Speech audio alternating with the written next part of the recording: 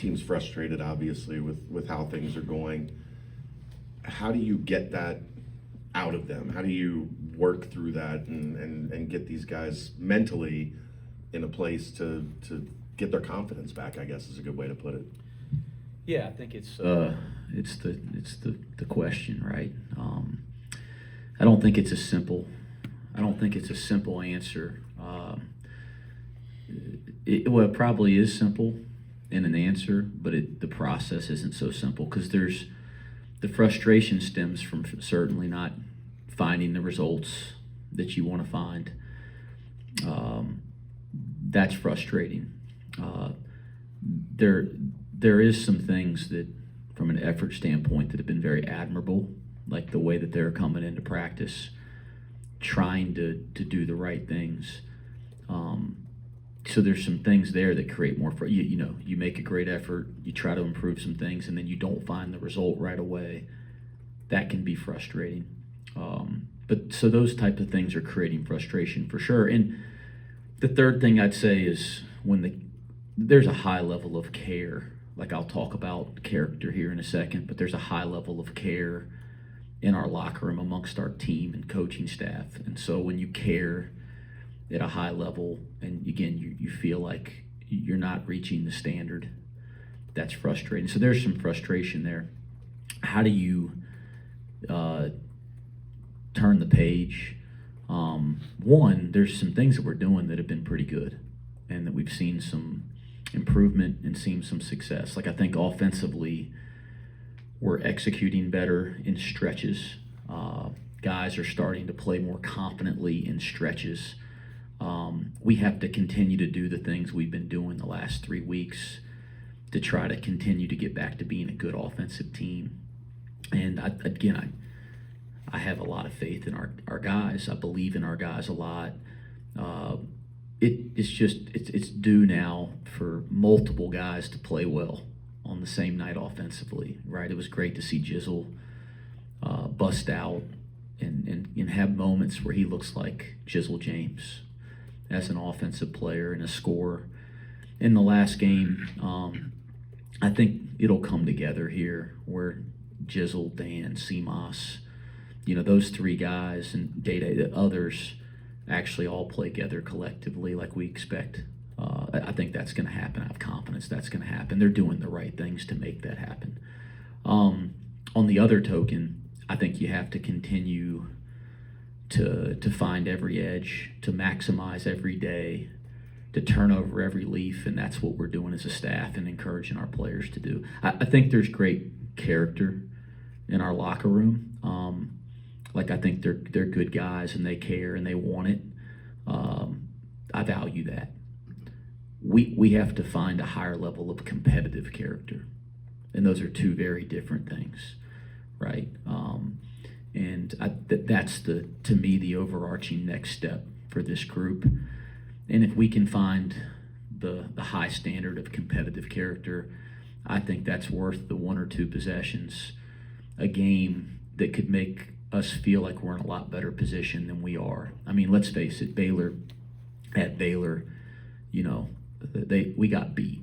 I mean, they beat us, and tip your cap. When somebody makes 11 threes in the second half, like BYU does, I think great teams can overcome stuff like that. But I mean, most nights, that's going to be a hard game to win if somebody makes 11 threes, regardless of how damn good or bad you play. But most of these games in league, like we're talking about a couple possessions here. When you take those 2 away, I mean, we're talking a handful of possessions. I think our competitive character can take it into a huge leap forward, and that'll be an area that we're going to challenge our guys a little bit.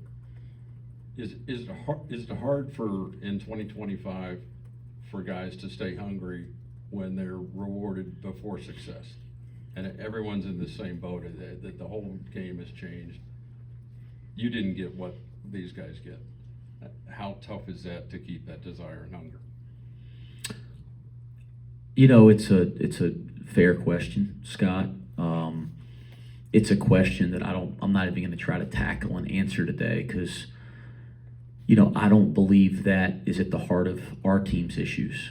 right? I'm not saying it's an unfair question in today's society. I'm not going to go down some rabbit hole about 2025. And hey, listen, I'll say this: 2025 in college athletics is different than 2019. I mean, there's probably more changes in a 5 or 6 year period in college basketball and college athletics than in any other time in the history of college athletics in such a short window of time.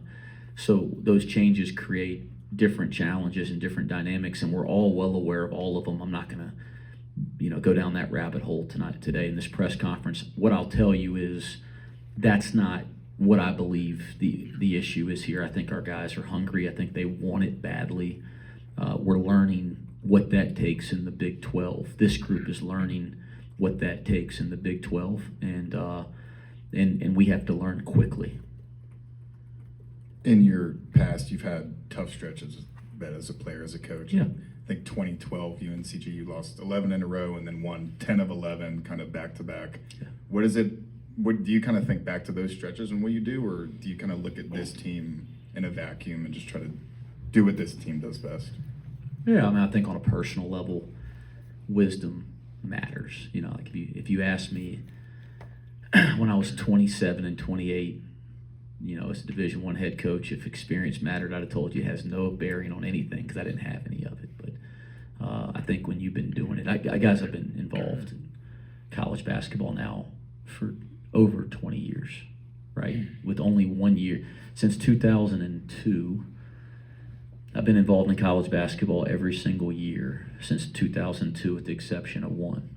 And so like when you're involved in college athletics or high-level athletics, there's going to be some adversity and some challenge. What I've learned and what I've experienced is those moments are the most important moments to your growth and the most important moments to the success that follows them, as long as you handle them correctly. That gives me great peace, and that's the try to wisdom you try to instill on your players. But they don't matter if you don't handle it appropriately and you don't learn from it and grow from it. And listen, I'd like to take the month of damn January and throw it the hell away. I mean, there's no doubt about that, because I want to win every damn game and I want our players to have success, and I wanted this program to perform at the level that we all expect it to. But it is an opportunity. Like, this is an opportunity, what we've gone through here, to really learn and grow and find the competitive character and edge that we expect in this program. So you can't just push it. You can't just throw it away. You got to dig in and learn from it. And that's what we're trying to do as a program. And that's what I've learned over my years competing at a very high level. You have until Sunday to prepare for your next game. Is this 5-day layoff coming at the perfect time for you to kind of get back to the fundamental basics within your program and values? Yeah, I think there's an opportunity right now for two things: to catch breath. We got back at 5:30 in the morning, and I'm not complaining. Again, everybody's dealing with this kind of crap. Excuse me.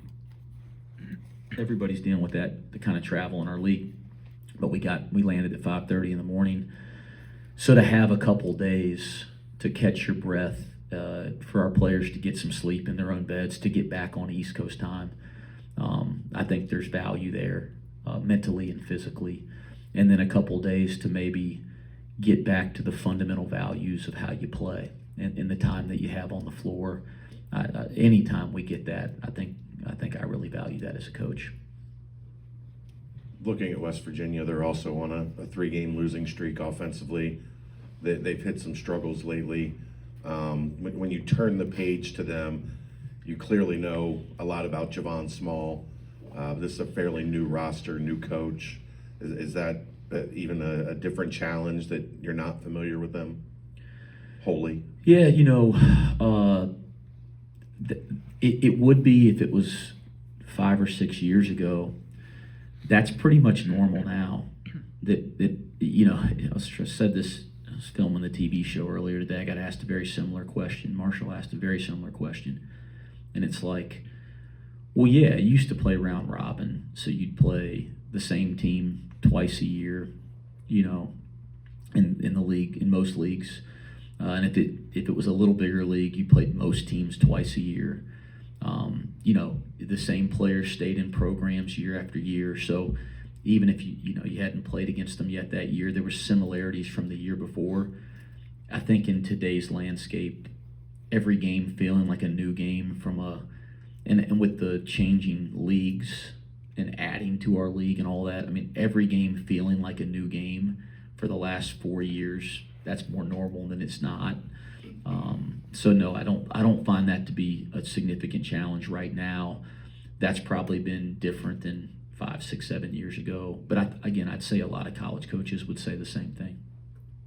Is there anything that sticks out the most for why Dan struggled so much in the past 3, 4 games? No. No. I would tell you guys this, that whether it's Daniel or Jizzle,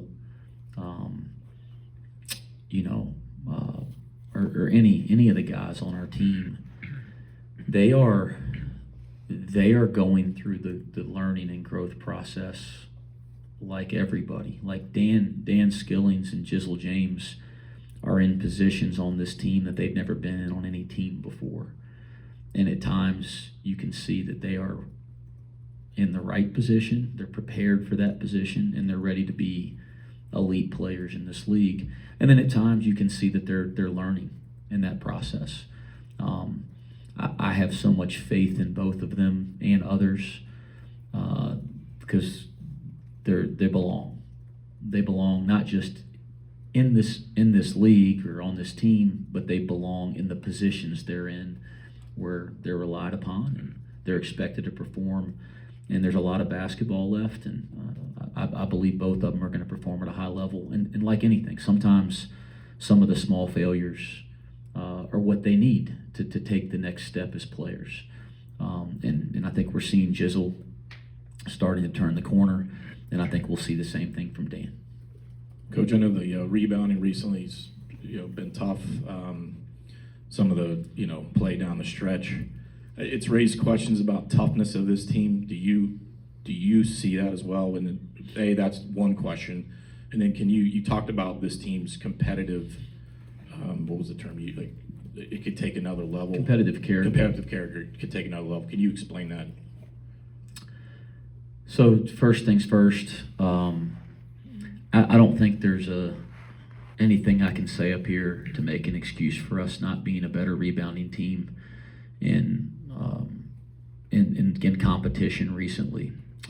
That's an area that is a standard. If it's not up to standard, it's inexcusable, and I have no words to give an excuse to make it better. It's not good enough. That is what it is. It's being addressed. It's been addressed. It's been worked on. It'll continue to be. I think when you talk about things like loose balls, rebounding, defensive edge and mentality, I think they all apply to competitive character again. And what I mean by competitive character is like a certain will. Listen, everybody's competing, everybody's trying. We're in the Big 12. I mean, if you don't compete and try, you get run out of the gym immediately. There's not a team in this league that doesn't compete or play hard. There's just different levels of it, and we show in stretches, and we've showed in certain games that we can play at that level. We have to do that for 40 minutes consistently and collectively, and we know that, and we have to get our players to not just understand that, to perform that way. The other night in Utah, Coach Smith said, obviously the way that game went, one guy was going to be happy and one guy was going to be dejected. And he said, it's tough to win in this league. You got to hold serve at home. With that being said, how important is Sunday? They're all important. I mean, there has not been a game in league. I think we've played 8, 9 with 9. There hasn't been a game in league that we've played that hasn't felt really damn important. And Sunday's no different. Wes, when you're winning, people are your biggest fans. When you're going through the struggles that you are right now, they're the biggest critics. How do you kind of keep your team focused on the main goal and not kind of buy into some of the outside noise that's, with social media being so prevalent? Yeah, I get it, and that comes with it. That's part of the responsibility. You don't get it both ways. You don't get to run out to a great crowd and have this passionate fan base, and we all want that, and players want that, and you want to coach somewhere like that, and then get to say boo-hoo when you're struggling and people are on your tail. You don't get it both ways. But on a personal level, I put zero of my day-to-day energy into worrying about that, because it has nothing to do with our ability to go perform better on the court. I care deeply about our fan base. I want it as bad as a human being could want it for our program, for the people that are invested in our program, for the kids in our locker room, for our fans. I want them they deserve to experience what I want them to experience. I want it badly. But, living on the roller coaster of the emotions of results, that is a mistake in a leadership position. My only concern in the moment is how to get this team to perform better, continue to grow and learn, and I believe the results will find us, and then people will be excited again. I know that to be true. That is not difficult for me. I've been very fortunate. I've been in a basketball sense, it feels like since 2006, I felt like I've been in a media or fan-based spotlight because I played at North Carolina, where there's a ton of eyes on you that do the same thing as a player. When you're a head coach, even if it's not the same at the mid-major level, there's still people that write stories and have opinions and say things. So this is not a uncomfortable position for me. I'm used to it, right? It's more of a challenge for players. And today's social media culture, that's something I can't relate to as a player. Like I have the ability, I just don't open social media during the season. I don't, by the way, it's the same when we're doing well, because like you just said, when you're doing great, people tell you you're the greatest thing in the world. Well, that's not true, And when you're doing bad, people tell you you're the worst thing in the world, and that's not true either. So I believe it all to be false reality, and we call it rat poison in the locker room, and you can't listen to it, the good or the bad. But I find it easy for me to turn it off. But I also didn't grow up my entire life with social media. I didn't learn screen time. We didn't have iPhones. I think I got a Sidekick when I was in college, and I thought that was the damn coolest thing, and I wore it on my hip, and we could AOL instant messenger each other. That was like, our whole damn team had these big old damn things on our bell loop, and we thought we were the coolest thing walking around Chapel Hill flipping it up. We didn't have all this crap. So for me at 41, or for coaches, it's easy to and I want our fans to care. I'm okay with it, with all that. I care about them, but it's easy for me to shut that out and realize that getting into the roller coaster, it's not going to help. That's easy. For players that have lived their entire lives on those screens, that's hard. And again, that's not a challenge that's different than anywhere else at a high level with a supportive fan base. But we got to find ways to encourage our kids not to listen when it's too good, and not to listen when it's negative. And that's a real challenge. But I don't blame fans or anything like that, guys. That comes with it. I want the passionate fans. I want people to want it. And if we're being really, really damn honest, the support here has been tremendous. The support for our program, for me, for our players, it's been tremendous. We owe them better fight and better performance, and we all know that. Two more. Houston held Small to 8 points and 7 shots. See anything there that you can borrow? You know, how you defend Javon Small is obviously a huge key, and the job you do on him. We've played against him multiple times now. He's a terrific player. They do a lot for him. West Virginia does. And again, I still got quite a bit of film to watch, but they do a lot for him with the ball in his hands. They do a lot to get it out of his hands and kind of run him off some stuff and get it back in his hands. So they're very creative in the way they utilize him. Yeah, you're not going to completely hold him down, but you got to make his night as difficult as possible. But they're not just a kind of a one-man band. I think the thing I've been impressed with is how some of those younger players are playing with great confidence, and guys are, you know, playing with pop over the course of the season. So obviously I'm diving into the scout, but I've watched them play. You know, I think starting back in November, I think they were in the Battle for Atlantis, and I watched them down there. And then Wes, obviously heading into Sunday, CJ wasn't able to go versus Utah. Do you just have any update on him heading into West Virginia? Yeah, he didn't feel great.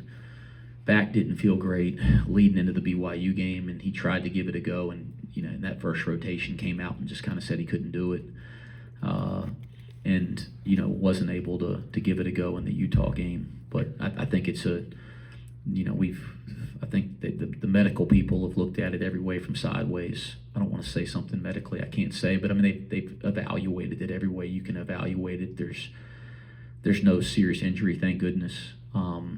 And we just got to get the pain down a little bit and get him feeling right again. And I hope we can get him back for Sunday. I hope Connor Hickman is back to getting some shooting workouts in, and the foot is doing a little bit better. So we're going to start progressing him. But those are obviously some guys that can give us a huge lift and give us some more depth in the backcourt, more scoring. Thank you.